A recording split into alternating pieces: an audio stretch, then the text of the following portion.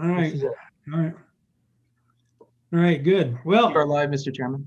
okay, welcome to the first meeting of the Minerals Committee in 2021. We are here to hear a couple of bills, and we've had some discussion on some of these before, but we want to get them passed so that they can work them in the next session. Of course, all the applicable rules apply for civility and that kind of thing for everyone, of which I've not seen any infractions of that in a year or so. So I think we've got that message across that has to be civil. So with that, I think we'll start on the Senate File 39, which is digital identity. And Chris, are you going to introduce that? Yes, I will. Mr. Chairman, you might, Mike is your committee secretary, and you may want to have him take roll. Oh, that's right. Yeah, that's true. We do want to do that, Jonathan. Yeah. And who is the secretary today? Is that Danielle? Good morning, Senator Chairman Anderson, Mike Cunningham. I'm your Mike Cunningham. Okay. So we'll start with roll call. Yes, please.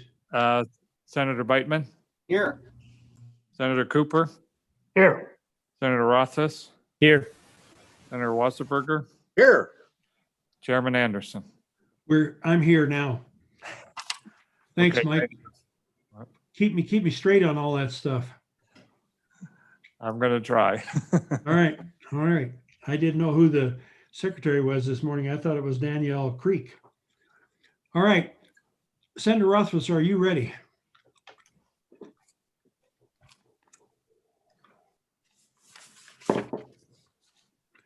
You're going to have to unmute. We really appreciate what you're saying, but we can't. It was pretty good, honestly. It was very eloquent so far, and I'll try it again. Yeah. Probably won't be quite as good. Thank you, Mr. Chairman. Mr. Chairman, Senate File 39, Digital Identity, is sponsored by the Select Committee on Blockchain, Financial Technology, and Digital Innovation Technology.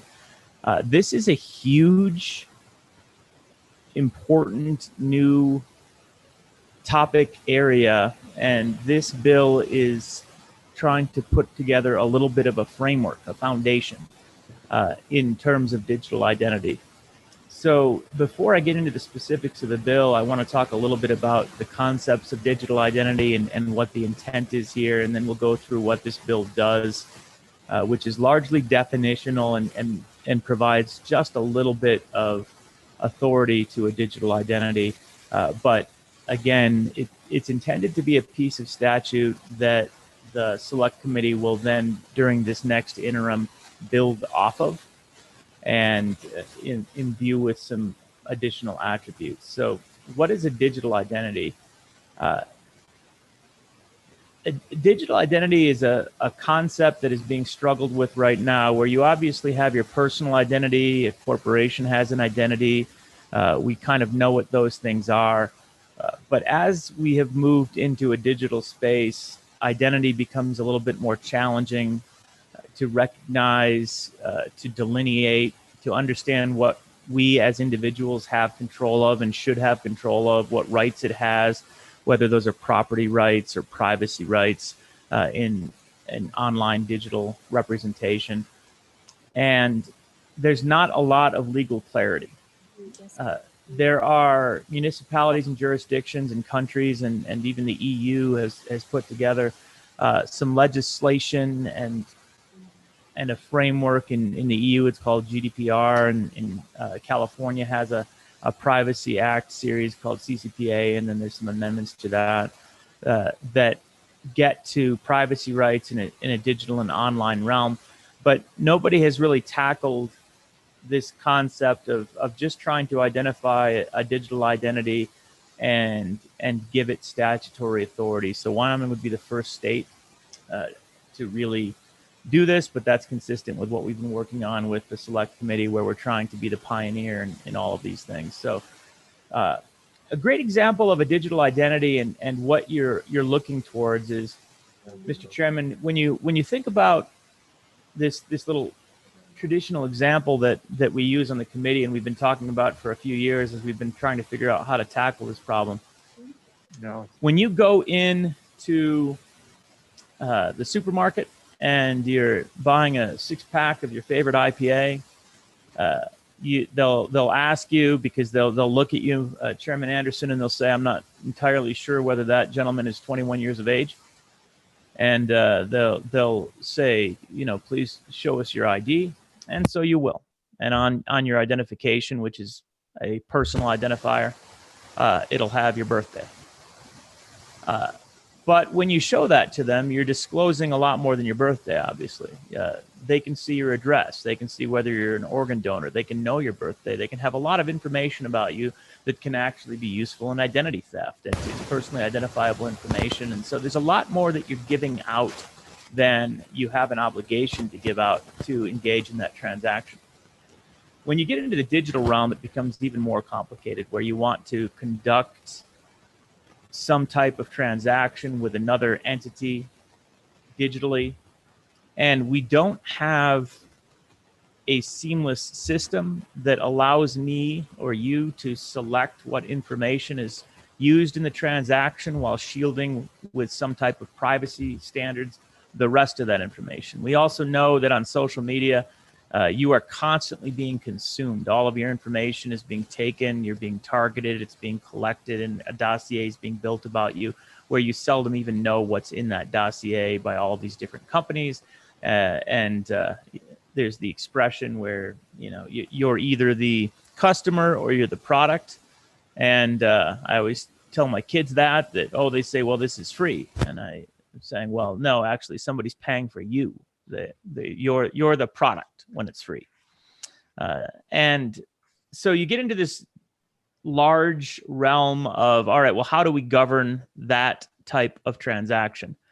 And at its core, what is being talked about in the financial sector, in the consumer sector, in industry, is this idea of a digital identity and providing authority for that digital identity, providing privacy protections and property rights and transaction authority for a digital representation of yourself or of a corporation, and how it can be respected statutorily in a way that is equivalent kind of with your individual standing. There's a lot more to it. There are a lot more use cases. There's a tremendous amount of interest in this space. And during this last interim, the select committee assembled a working group of attorneys and technical experts from all over the country and actually all over the world to work on and tackle this issue. And so we have a lot of objectives that we're trying to move towards to make Wyoming the best, once again, state and governance structure in the country that can enable commerce through forward-thinking regulation that provides a platform for industry to operate and provides legal clarity for the courts to recognize the legal standing of various digital concepts. And so this is yet again a piece of that legislation, and I'm very thankful to this team of attorneys and technical experts that came together to work on this legislation. And probably a few hundred hours of time actually went into this discussion, despite the fact that right now it's a 4-page bill. But as I noted, it's just the beginning, and I'll talk a little bit about what we want to see next as we kind of work through the bill quickly. And Mr. Chairman, I'll also note, we talked about this before, I don't want to take action on this bill today. And so at the end of our discussion, I'll simply ask that we table it without objection until we can come back and have an opportunity during this session to get a couple of amendments finalized that I've been working on with this working group, as well as have an opportunity to discuss a little bit more with some of our new members of the previous work that we've done on the blockchain select committee, so there can be some more familiarity there before we take action on this. And with that, Mr. Chairman, I'll see if there's any questions, but I'm going to get into the bill and run through what it does. Senator Rothfuss, we are going to hear public comment though, right? We can if we have any. If we have any, yeah. Yeah, and I'm not sure we will today, but for the next time, I'll arrange to make sure some of the experts are present virtually or in person during session. Okay, all right. Thank you. Go ahead. All right, I don't see any questions from the committee. So getting into the bill is basically a definition and then a small amount of empowerment.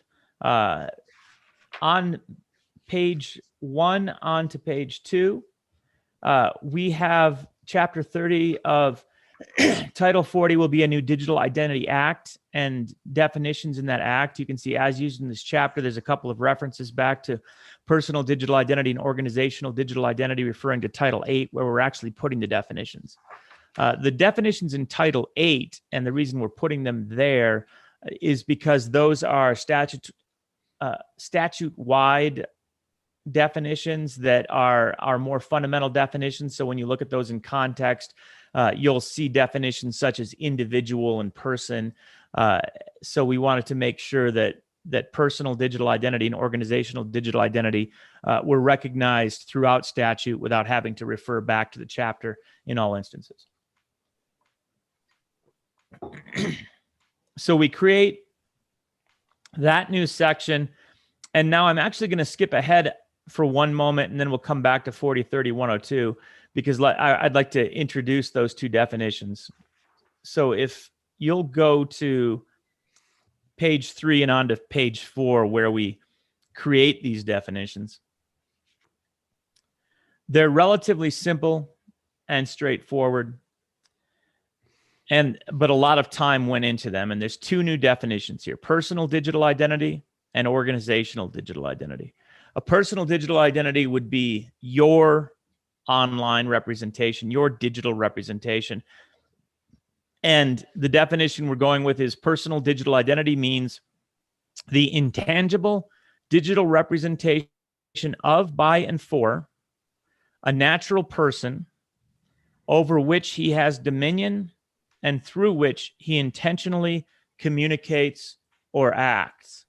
A ridiculous amount of time went into that definition, and we're still actually contemplating a change to dominion to has original authority over, but I won't go into that in any further detail today. So there's a few concepts here with regard to the personal digital identity. Intangible digital representation is the concept then that you have this digital reflection of yourself, representation of yourself, and that might include information about you. It might include some of your personally identifiable information, such as your name, address, home phone number, but it might also include where you've been going through your mapping, what you've eaten, all of the information that's assembled online about you and by you. It's the of, by, and for concept that is essential there, which is legal phrasing to indicate that it's basically about you, that you created it, that you're responsible for its existence, and it's on your behalf that this digital representation exists. That's as opposed to, Mr. Chairman, if I independently collect some information about you, that's going to be mine, and it's not going to necessarily be your digital identity. And we wanted to draw a clear line where if it's your creation, your engagement, things of your doing, that's part of your personal digital identity.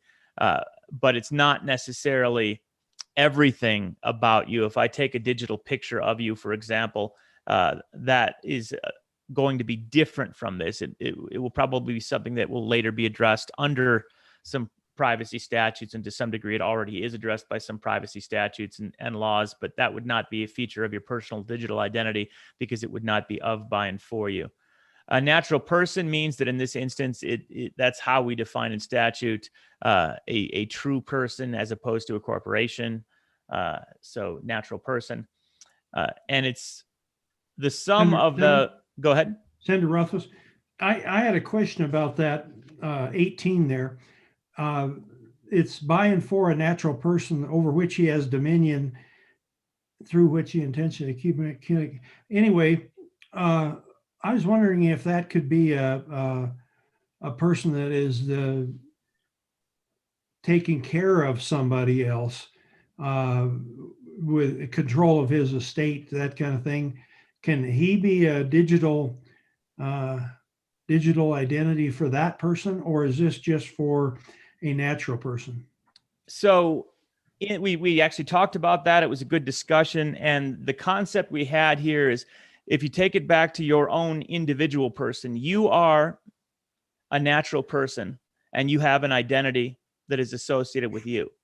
If I am your caregiver, or if I have your power of attorney, or if I have authority over you in some way, I'm your guardian, that doesn't mean that you still don't have your digital identity, or excuse me, your personal identity.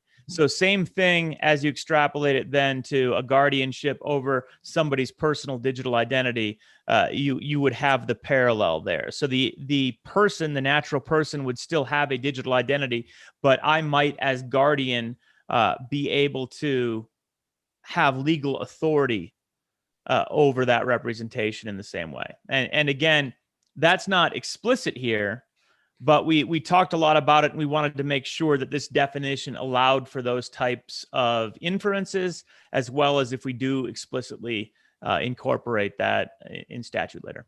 It's a very good question, Mr. Chairman. Thank you. I see Senator Beitman has a question as well. Oh, Senator Beitman, yes. Thank you, Mr. Chairman. Senator Rothfuss, going back to the intangible digital representation, I'm reading it. Is it possible to have a tangible, like a picture? Would that be tangible, or is that still everything digital is going to be off in the abstract world of the digital world, right? Is it possible to have tangible and intangible representation, or did you guys discuss that? What was that discussion like? So we didn't discuss that, and we went with intangible digital representation, getting more to the concepts that are inherent to Uniform Commercial Code discussion of tangible and intangible property, where this, from a legal standpoint, is clarifying that there doesn't have to be a specific material representation of you. But it's a good question. What would the opposite of that be? And I'm not entirely sure what a tangible digital representation of you would be. That would be a bit of a challenge.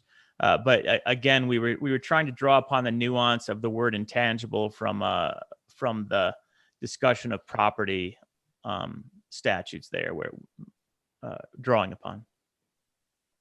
Yeah, but now I want to know too, Senator Beitman, what a tangible digital representation of me would be. Anything else before I continue there? Okay. And again, this personal digital identity, the natural person has dominion over, and through which he intentionally communicates or acts. So it really is your persona in a digital realm, your person, and this legislation is trying to provide it with your rights, with rights and privacy and property and privilege, and again, we don't go into a lot of detail on how that's done in this piece of legislation. We just spent a lot of time trying to appropriately define it so we didn't have unintended consequences, and honestly, a ridiculous amount of work went into it for as few words as is present there. And then 19, with organizational digital identity, you see it's the same thing, but instead of it being for a natural person, it's for a corporation, business trust, estate, trust, partnership, limited liability company, association, joint venture, governmental agency, public corporation, or any other legal or commercial entity that is not a natural person. And the idea there, by separating them, we can recognize that they will have different rights at some point from one another, but actually the rights that we provide in this particular bill are going to be the same through a reference to the language above, you'll see. But it's clear that organizations and persons may have different rights reflected through their digital identities as we start to flesh those out. And privacy rights are a good example. Your personal digital identity will have constitutionally protected privacy rights, where an organizational digital identity is not going to have constitutionally protected privacy rights, although the individuals that comprise it may. So those are the kinds of clarifications or delineations that we were trying to ensure were available as we crafted these definitions. It's effective July 1st, 2021. Now, Mr. Chairman, I want to scroll back and get to page 2, the new part of the Act, Acts through Digital Identity. And you see, consistent with provisions of Wyoming Statute 4021-109, that's UETA, which is our Uniform Electronic Transaction Act. I think that's the right acronym there. Yep, Uniform Electronic Transactions Act, which is a uniform act that we adopted a few years back that provides that electronic signatures and electronic actions by an individual have the binding force of law, right? So that we did that a few years ago to make sure that your electronic signature was legitimate and that things that you did electronically could be recognized in a court. So this language here that you see in these 3 Romanettes are paralleled from UETA. And what they say is that when you're acting through your personal digital identity or through your organizational digital identity, that can be done with legal authority, assuming that it meets the standards that we use in UETA. So looking at Romanet 1, you see kind of what that is. Acts taken through a personal digital identity are attributable to a natural person if they were the act of the natural person. The act of the natural person may be established in any manner, including a showing of the efficacy of any security procedure applied to determine the natural person to which an electronic record or electronic signature or other act was attributable. So this gets into nuances that we've discussed before with regard to, for example, public and private key signatures, which is what we use for a lot of our next generation financial transactions. And it's one of the things that we're actually trying to empower through this legislation. And it's what we're trying to accomplish here with 1, 2, and 3. 2 is the same concept for an organizational digital identity as I just discussed. And then finally, 3 discusses that the effect of an electronic record or other act attributed to a natural person or organization above shall be determined from the context and surrounding circumstances at the time of its creation, execution, or adoption, including the parties' agreement, if any, and as otherwise provided by law. That's language from UETA also. So that's not new language. It's basically trying to make sure that these digital identities are capable of authoritatively acting on your behalf, assuming that appropriate security measures and authentication can be done to verify that it was you doing what you were doing. And all of that sounds honestly intuitive, like this bill doesn't do anything, which is kind of the intent, honestly. We want it to be intuitive. We want it to reflect what we expect, but we want to provide certainty in statute that those expectations happen. So in other words, your personal digital identity is legally authoritative in Wyoming, consistent with UETA is the intent of this particular bill. And I'll stop there and ask for questions, Mr. Chairman, see if there are any, and then I'll kind of talk about what the future vision is there. Yeah, Senator Ruffles, I have a question. How is your personal digital identity protected? Is that just a code, or is that your password, or what protects it so that I know that's protected and that's your personal code? Mr. Chairman, that's a great question. And we are wholly and completely technology neutral in this intentionally, right? We don't want to prejudge what the right technology is or the right answer to your question is going forward. But the way that it would be done now would be through cryptographic signatures, and that's our expectation of how this would be really realized in the near future. Getting back to there are a number of different organizations out there that are working on these types of digital identity, and I've had conversations and testimony from many of them, and we tried to make sure that this would work for all of the things they're envisioning and then beyond. But it does get down to conceptually passwords and the fact that you you are signing with a private key, something you only know. You're the only one that possesses access to this private key. And there's a lot that goes into that in terms of protecting your identity from that standpoint. But if you have the authority to have access to your private key, which then is going to be linked to your digital identity if you use one of these services that are out there that are looking for places to begin. And we want Wyoming to be that first stop where they can start rolling these technologies out. Then you would authoritatively be you. For example, all of you probably use things like two-factor authentication on your cell phone. Your cell phone itself, it can be a good identifier of you, where you have an encrypted wallet that contains your identity. It's not just here. It's probably in the cloud. It's probably on some blockchain linked to your identity. And then you're authoritatively you in these types of transactions based on that. And what we envision is the idea that, and no other state does this, corporations and individuals can interact through a digital identity incredibly effectively and quickly. And you can register corporations. You can prove authoritatively that it is you, Chairman Anderson, that is applying for a bank account. Your identity has already been approved to be compliant with KYC AML, for example, which is not quite legal yet, but that's one of the things we're aspiring to. So that's know your customer and anti-money laundering requirements under the Bank Secrecy Act that the banking commissioner has concerns about. So the idea, for example, then that you go to a bank and you open a bank account and you don't have to provide them with all of the information that you typically do because you've already been KYC AML certified.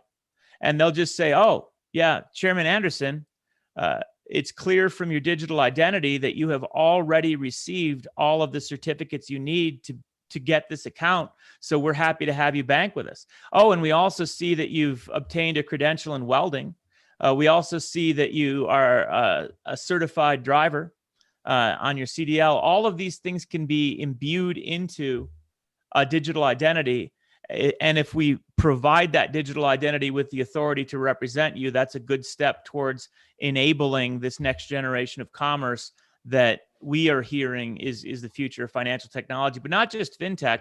It's more broadly desirable for commerce, where even if you're out shopping, if your digital identity, there's a lot of discussion about commerce where you want to provide some information about yourself. You're shopping at an online entity, and you want to easily provide that online entity with the information that would be appropriate for you to provide them about your tastes and interests and clothing sizes, we'll say, but you don't want to provide them with your medical history because they shouldn't have that information. Well, both of those pieces of information would be part of your digital identity. Your medical history can be there, and your current clothing size and preference for color of jackets. Those can be part of your digital identity, but you want to make sure that you're governing where those go. Well, there are very forward-thinking companies that are developing precisely those products, and they want to get them to market, and they want places that are willing to recognize the authority and provide the appropriate protections. So we've been working with those groups to provide that framework. And again, this is the phase one of what I expect to be a few years of work on digital identity. And I hope that addressed your question, but please feel free to follow up. Yes, it does. Thank you. Are there any other questions of Senator Rothfuss on this bill? Any other questions? Any other questions? Seeing none, do we have any public comment? Either Mike or Jonathan, do you have any public comments? Mr. Chairman, the only public attendee is the banking division right now. Do you want me to let them in? Yeah. Yeah, Mr. Chairman, I don't think they have any comment on this one, although I'm sure We'll give them a chance. Loves the bill. They may not have any comments, but wouldn't want to leave them out. That's true. Always want them to weigh in. Looks like they're ready to do something. We're looking for public comments on Senate File 39, digital identity. Does the banking division have some comments?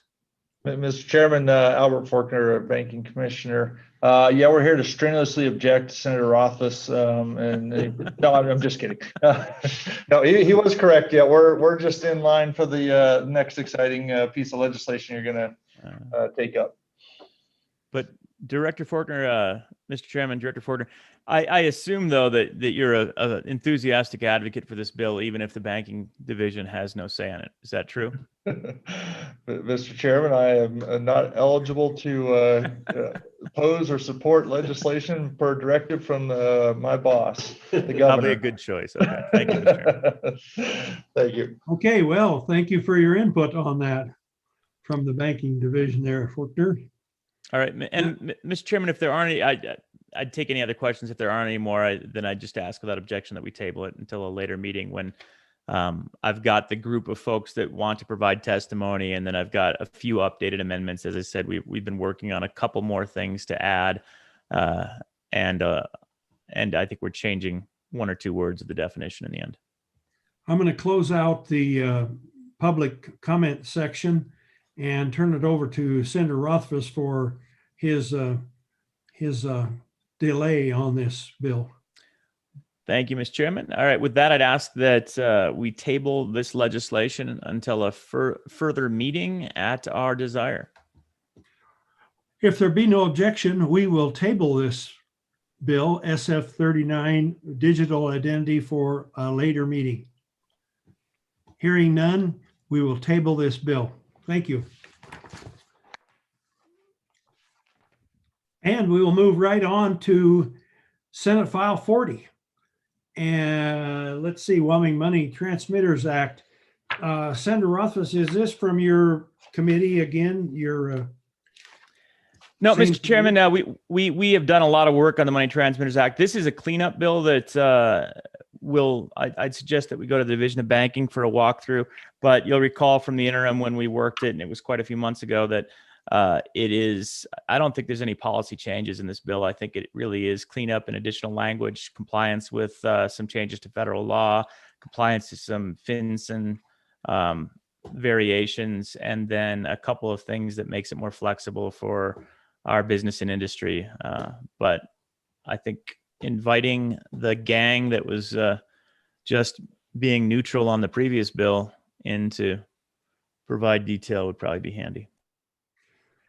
Could we have the banking division go through the bill for us of what they have seen and would like to change? Yeah, Mr. Chairman, thank you again, Albert Faulkner, the commissioner here, and I have with me Joe Mulberry, deputy commissioner over our non-bank side of the house, if you will, and which would include the Money Transmitter Act. So I'll turn it over to Mr. Mulberry to walk us through a little bit on this and touch on it. As the Senator said, this was a interim committee bill, but a lot has transpired since the last time we discussed this, so we'll refresh everyone's memory on what the bill entails. Very good sidestep there, Faulkner. I'm well trained, Mr. Chairman. Thank you, Mr. Chairman. I'll walk through the bill real quick. It's not too much, as Senator Rothfuss said. The majority of the changes are just some technical kind of clarification, things that create regulatory difficulties. There's not much policy change. There's probably one area in here is kind of a change of policy, and I'll point that out when we get to it. But if you go to the bill, on page 2, the first change on line 6, we're just making a technical change because it refers to the language in there says in the business of transmitting money, but you can see on the line 8, the actual definition in the act doesn't say transmission of or transmitting money. It says money transmission. So we're just clarifying so that the term matches the definition. There on line 9 on page 2, and other places throughout the bill, we're deleting the reference in multiple places in the bill to stored value. Stored value products are by definition payment instruments, and you can see on line 9 where it says payment instruments / or comma stored value. It kind of gives the impression that those are two distinctly different things, but by definition, stored value products are payment instruments. And so it causes some confusion. We have to have some regulatory discussions with industry members all the time about that. So we're trying to clarify that. So we're striking out stored value there. In the bottom of the page, line 20, going on to the next page, we're making a change for clarification purposes, to add within the definition of payment instruments that the federal definition of payment instrument. And then in the industry, the use of the term payment instruments and stored value are used interchangeably. They mean the same thing, but some people refer to it as stored value. Some people refer to it as payment instruments. And so we're just trying to make some clarification about what exactly that term means, and that those two terms are equal and interchangeable. And so that's what that change means. On page 3, again, we're deleting the reference there to stored value, because we're including it within the definition of payment instruments.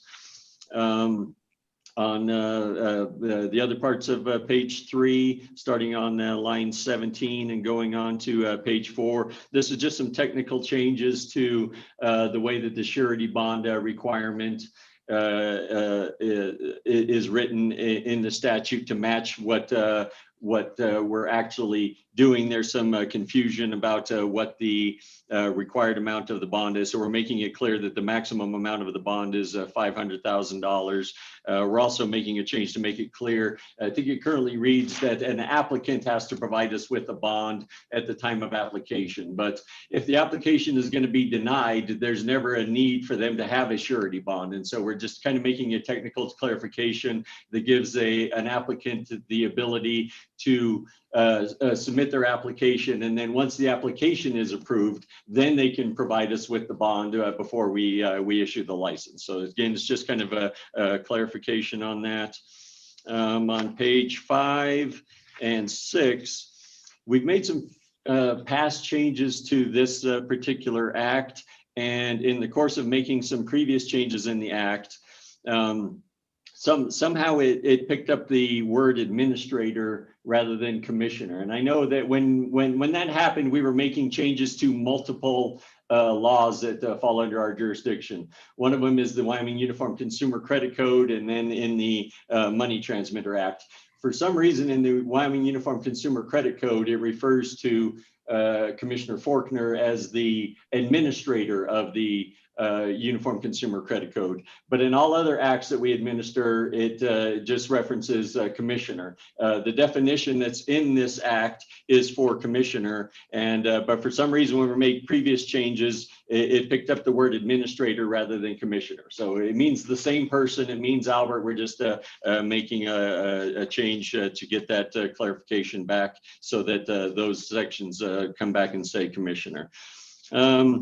Then on page 7, the last change that we're making is essentially the one that's kind of a policy change difference. We're changing the way that we do our annual renewal assessment to our licensees. There's been a lot of changes in the industry. The current structure is that the renewal fee is based upon what used to be the predominant structure of entities operating in the money transmitter space, being that they operated through an authorized delegate network. For example, a company enters into an agreement with a convenience store, where you can go into a convenience store to Walmart and conduct business because they have the Western Union kiosks, for example. And so that's the authorized delegate network. It used to be that the renewal fee is based upon the number of authorized delegates that you had and that you conducted, being that the more authorized delegates that you did, probably the more business that you did. there's been a shift to where a lot of transactions that fall under this act now are done electronically, and they're done without the use of the authorized delegate network. So what ends up happening is that some of the larger companies that do all of their business electronically and without the use of any authorized delegates, they actually pay a lower renewal fee than smaller companies that do less business than they do, but still utilize the authorized delegate network. So we're making a change in our proposed renewal fee to do an assessment that's based upon the volume of business that they do here in Wyoming, and rather than the number of authorized delegates that they had. So that way, the companies that do the most business would end up paying the higher assessment, because those are the companies that we spend most of our regulatory efforts on, and it'll just kind of match and be more fair in the industry.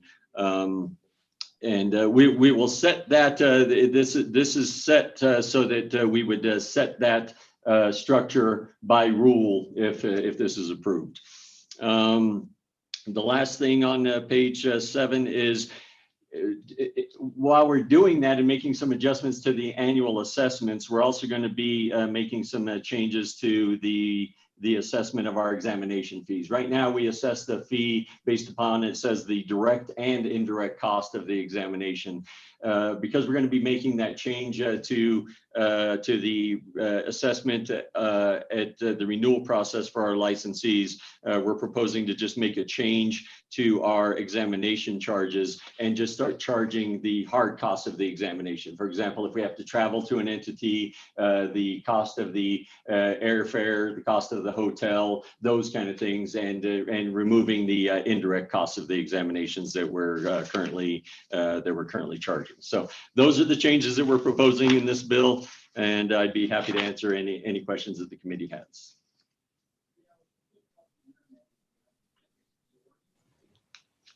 Oh, I think you're on mute, Mr. Chairman. Mr. Chairman. Excuse me, yeah. Questions, Senator Rothfuss. Thank you, Mr. Chairman. Mr. Mulberry, on the indirect cost, can you remind me?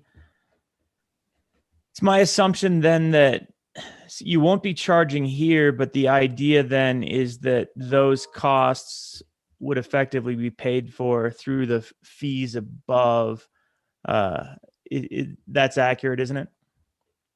Mr. Chairman, yes, that's correct. Okay, just making sure that they were covered somewhere, and I thought that was right, but I couldn't recall. Thank you.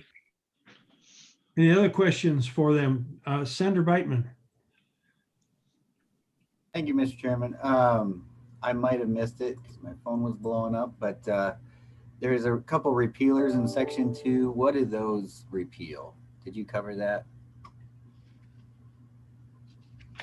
on page 7? 7. Looking like 40-22 102A7 and whatever that other Roman that is. I can't add that high. Yeah, Mr. Chairman, I don't have my law in front of me, unfortunately, and I need to look at those and refresh my memory about what those sections are. I mean, I know that there are a couple of sections that just were no longer applicable, and I know Commissioner Forkner is trying to get me a copy of that. So it would be easier if I go and grab the law book. Mr. Chairman, I'm going to go grab my law. If you'll excuse me for just a second, I just need to go grab my law book so I can reference those. Why don't you just go grab your logbook? And Mr. Chairman, while he's doing that, I might say one thing about, as Joe had mentioned, that this would be on page 7, how we're changing the fee structure. It would be the only policy change. All of the fees that we collect and all of the acts that we administer, I think this was one of the last ones that's set out statutory. Everything else is the authority exists in statute, and then then we go through the rule making process to set the fee. And so actually yesterday on the House side, Minerals Committee, there's a bill from Chairman Greer that requires us to do an annual reporting of all the fees that the Division of Banking collects. Just a transparency initiative, and the thought is to ensure that the fee structure remains appropriate. And so, we have no objections to do that. We collect, I think, we provided a report for JAC last fall. I think we have 53 different fees throughout all the acts we administer that funnel into, I think, 4 revenue codes. But anyway, because we're a self-funded agency, and that's part of why here, and also we're going to have a tier, kind of similar to the banks. Banks they pay a semi-annual assessment. This will be annual, but based on the size of the institution. In essence, the bigger the organization, the more resources it takes to administer and supervise those agencies. Same thing here.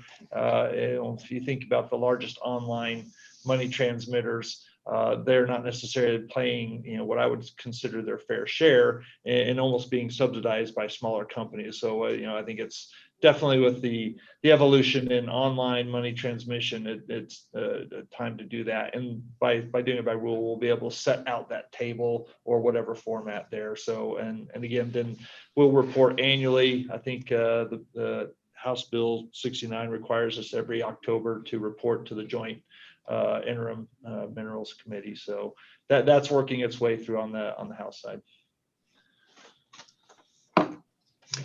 So, Mr. Chairman, I went back and have the law now, so I refreshed my memory on those 2 repealers. The first section that's being repealed is within the Act as a definition of electronic instrument. Again, it's nothing that comes into play within the definition of payment instrument includes electronic instrument, and so it's just not a necessary definition to have anymore, and so we're just repealing that.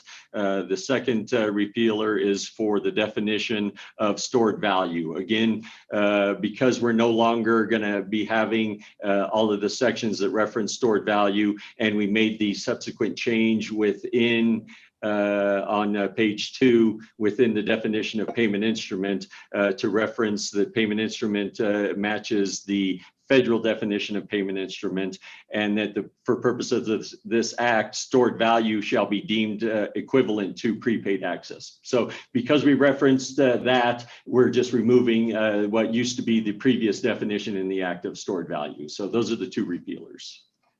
Senator Biteman, is that it? Take care of it? Okay, all right. Any other questions for the banking division? Other questions? Hearing none, thank you for your input and your able job of having your assistant take care of that. Mr. Chairman, I want to make sure in case I get hit by a bus leaving the meeting that the division is still in good hands. And so I think Joe's demonstrated that this morning. Thank you. Yeah, good. Watch those buses when you go out. Watch those buses. All right. Do we have any public comment on this that we know of? Mr. Chairman, you do have one person with their hand up, Scott Meyer. And there's another person in the waiting room if you want me to let them in as well.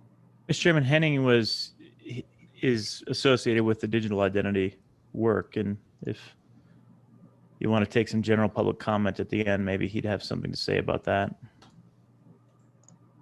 Okay. So we have public comment from Scott Meyer. Thank you, Mr. Chairman. Scott Meyer on behalf of the Wyoming Bankers Association. I guess the only real comments I had, Commissioner Faulkner, Director Faulkner had already alleviated. I think we talked about the change in the fees. We're in support of this bill because I think after the conversations yesterday in the House Minerals, where he's going to follow through the administrative rules procedures and then report back to the joint committee as to what his fees are. I think that those are pretty reasonable. Other than that, the stylistic changes and the cleanup stuff, we completely support. Any questions for Scott Meyer? Any questions? Hearing none, thank you, Scott, for attending with us. Thank you, Mr. Chairman. Was there one other, did you say, Jonathan? Mr. Chairman, there's Henning Diedrich that Senator Rothfuss just talked about. Yeah, and Mr. Chairman, he's not going to care about the Money Transmitters Act. Well, if he doesn't care about the Money Transmitters Act, we're not going to let him speak then. We're just going to let him speak on the next round. All right, good. Okay, I'm going to close public comments. Committee, what's your pleasure? Move the bill. Beitman moved it. I'll second it. Rothfuss seconds. Any discussion? Any discussion? Any discussion? We've had a good discussion on this bill. Question on the bill. Question on the bill has been called for. I believe this requires a roll call, doesn't it? I don't want to slip up with a roll call again. Jonathan, can you do a roll call, please? Mr. Chairman, that would be me. And you are Jonathan? Mr. Chairman, that'll be me, the secretary. Oh, okay. All right. Okay. This is a roll call vote for Senate File 40. Senator Beitman, Aye. Senator Cooper, Aye. Senator Rothfuss, Aye. Senator Wasserberger, Aye. Chairman Anderson. Aye. Okay, you have 5 ayes, sir. 5 ayes, Mike. Is that pass then? That's a due pass. All right. All right. We'll pass that with a due pass. That concludes the bills that we had before us. We can have just a general discussion now of the world and things that go on, or we can adjourn. It's all your pleasure. Mr. Chairman, if we could bring in Mr. Diedrich to see if he had any comments. He wasn't on yet for the original digital identity discussion, but I'm pretty confident he's probably here to say something about that. Right. Thank you, Senator Walters. Let's bring Henning. Mr. Chairman, no comment at this point. Okay. No comment at this point. Easy enough. All right. That's a good comment, Henning. Yeah. Thanks, Henning. Anything else? Senator Beitman. Thank you, Mr. Chairman. Just quick question on our scheduling going into the in-person session. What is our standing time for minerals going to be this year? Same as last time at noon on, what was it, Mondays and Wednesdays? Are Yes. we still confirmed for those I times? don't know of any change to the schedule. I think we're still the same, So we will be meeting Monday at noon. as far as I know. Ish. We really don't have anything to go over, though. I don't know if we will meet on Monday because we don't have any bills back to us yet. I don't think we will by then. So I think our first meeting would probably be Wednesday. Right on. Anything else for the good of the order? Nope. Chairman. Hearing none, I would entertain a motion to adjourn. Mr. Chairman, Mike was trying to catch you. Who was? My only comment, Mr. Chairman, is if you would be able to stick around for an extra second or two after adjournment. I sure would. Thank you. You bet, Mike.